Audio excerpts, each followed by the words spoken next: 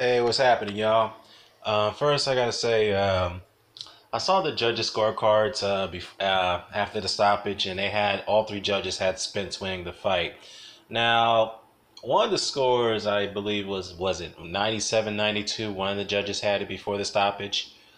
I thought that was a bit too wide, and I thought it was a lot closer than that. I thought Brooke was winning the fight, but hey, the judges saw it another way. It is what it is. So with that said, if Kell Brook didn't quit, or if he didn't get stopped, whatever the case may be, he would have needed a knockout to win the fight. So yeah, just wanted to clear that up. And shout out to NBT Boxing, by the way. I forgot to respond to his comment on my video about that. So yeah, brother. Shout out to you. You always make good content. So those who don't know who NBT Boxing is, go ahead and check out his channel. Subscribe. Got great content there. But I want to turn my attention to this right here. Now, this is what I'm talking about. You got the other welterweight champion of the world who's got unified belts, Keith Thurman, who called out Errol Spence Jr. and said, look, pretty much you see what what he said right here on his Facebook. He said, look, congratulations, but there's no truth until you see me. Hashtag one time. Now, he's made a call out to Errol Spence. And Errol Spence has made that clear that he wants that fight with Keith Thurman. So that tells you that Keith Thurman's not afraid of nobody. He don't care who it is. He'll fight you. But the problem is he's going to be out till a year, so Errol Spence is going to have to wait to get that unification bout. Now, I really want him to get into that unification bout with Thurman right after this fight, but the thing is, again, in reality perspective, it's not going to happen. So Errol's going to have to stay healthy and make a couple defenses here and there. But obviously I want him to fight valuable opponents rather than getting too many easy touch-ups. Now, one easy touch-up I can understand after you come off a big and tough title win against Kell Brook. But definitely, if you want to go ahead and strengthen your pedigree and your resume, you got to fight, top-tier opposition until you get to Thurman. So, yeah, definitely looking forward to this showdown when it gets made. Now, furthermore, I'm seeing a couple videos, man. I have to address this too. I've seen some guys who are not willing to give Errol Spence any credit for his win against Kell Brook, all right? Now, these are the same people who said that Errol Spence was a high job. Some called him a Jeff Lacy, which is Kell Brook fans who said it because Kell Brook had uttered those words.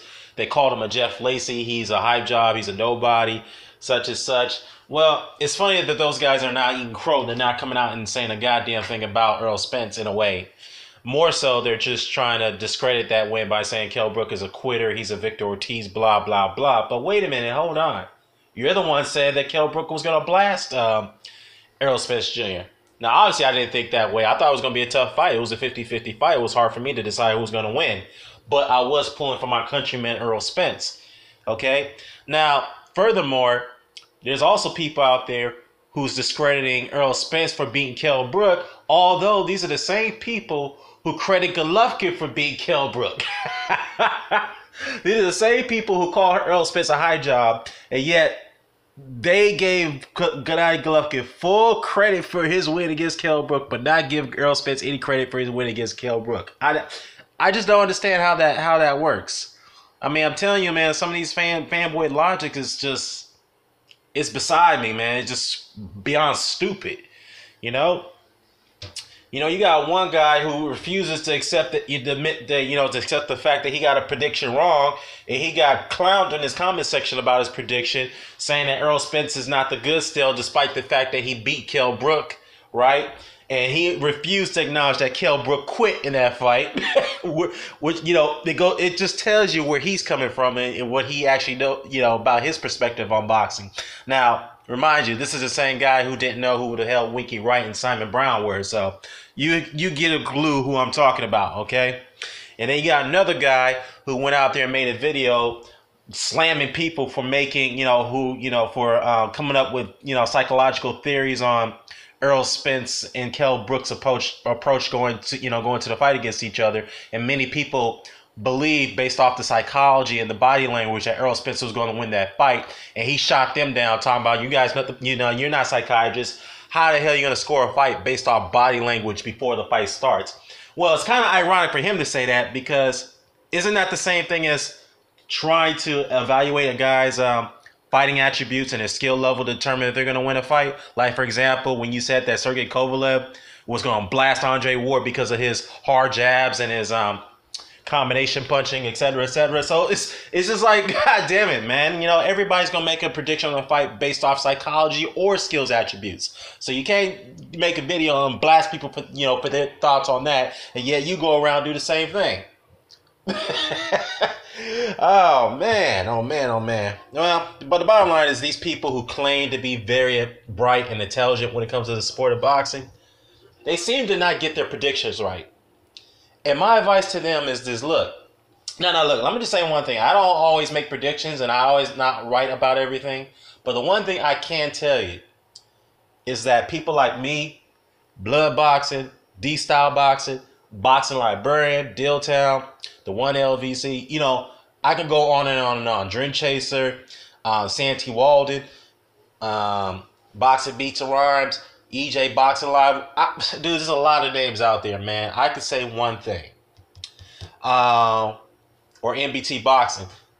We've watched this sport for decades, all right? I personally watched it for 4 decades. I've seen many styles.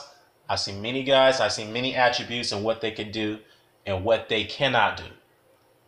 So it'd be best that you guys, who've openly admitted that you only watched this sport for less than a decade, which is about, what, a few months, about a few years, you kind of want to listen to us, because we understand what a fighter's approach look like from a psychological perspective or from skill set, you know, from a skill attribute perspective. So we could pretty much determine how an outcome of a fight is going to be based off of a fighter's attitude. It's proven, okay? So you might want to, you know, stop being condescending to those who does have some type of theory just like yours, okay? Just don't get upset that you're wrong most of the time, and we're not. So anyways, I know I'm dragging this video out about it. I'm rambling and whatnot, but the point is, Keith Thurman is calling out Errol Spence. He's ready for a challenge. Of course, Errol Spence is going to respond to it. And again, let me know what your thoughts are on this. I'm out.